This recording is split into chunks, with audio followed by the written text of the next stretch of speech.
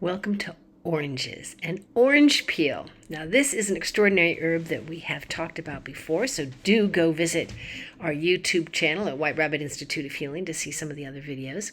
In this one, we're going to focus very particularly on orange's ability to eliminate stagnation. And this is a fundamental principle in traditional Chinese medicine, this idea of moving qi, moving energy, moving blood.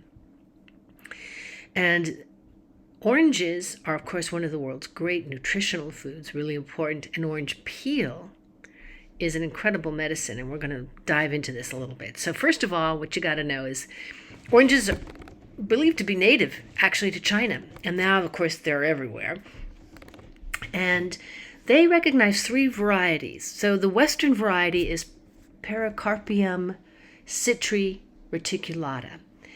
And then in traditional Chinese medicine, you've got three varieties. You have your what's sometimes called mandarin orange peel. That's Chen Pi. And that is your citrus reticulata, sometimes also known as sweet orange, kind of depends on.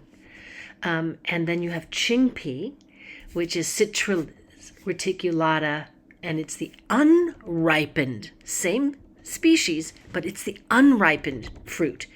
So Chen Pi is your ripened mandarin orange, Qing Pi is your unripened.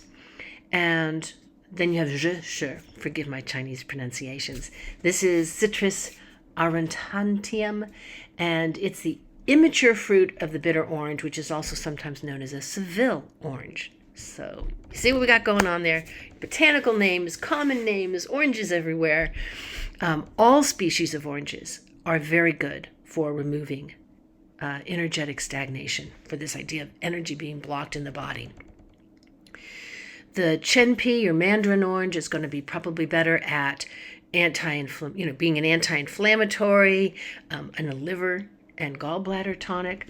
Qing Pi, which is the same species, mandarin orange, but the unripe version, unripe green version, more of promoting bile production very specifically.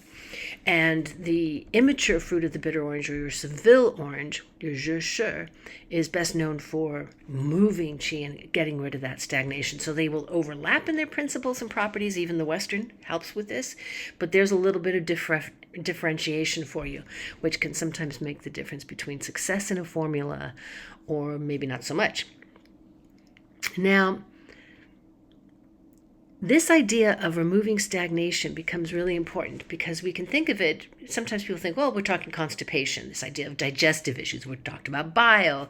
So yes, there is very much that aspect of the idea of food just being stuck in the stomach. It's just not going anywhere, it's stuck. And so consequently, the energy can become stuck. It includes breathing becoming wheezing and stuck, not that full circle of in, pause, out, being stuck. Very much what we call in traditional Chinese medicine, the middle jiao. So there's three jiaos. You have your upper, long, heart, up stuff.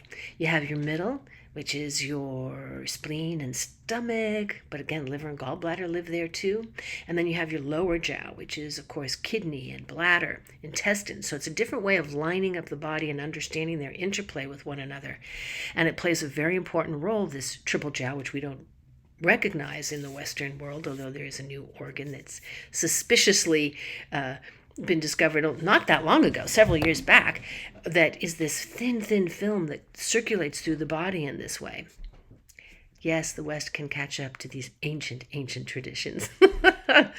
In any case, this triple jiao helps with this idea of the integration of energies in the body, making sure things aren't getting stuck someplace or sinking, rising when they should be sinking and sinking when they should be rising. And Chen Pi, bitter orange, orange peel in particular, are incredibly good at this.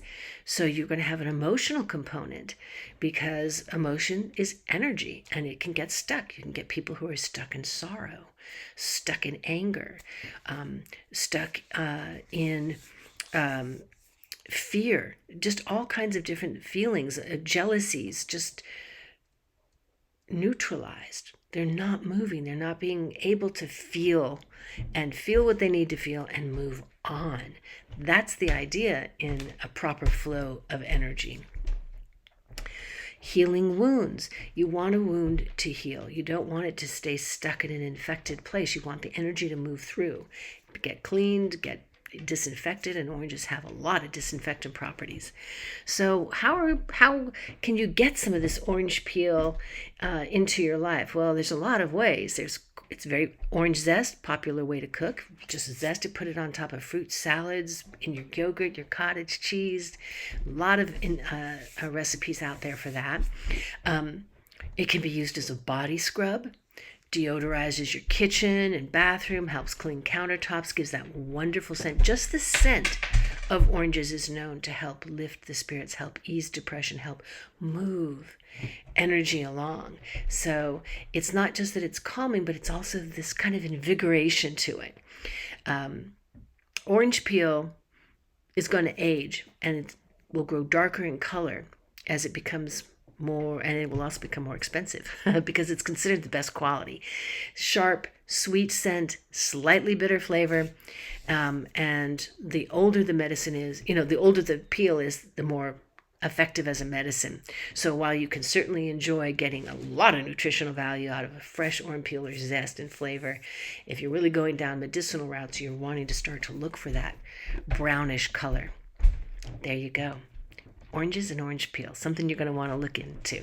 Visit our website at White Rabbit Institute of Healing to find out more about how to be using oranges in a much fuller way.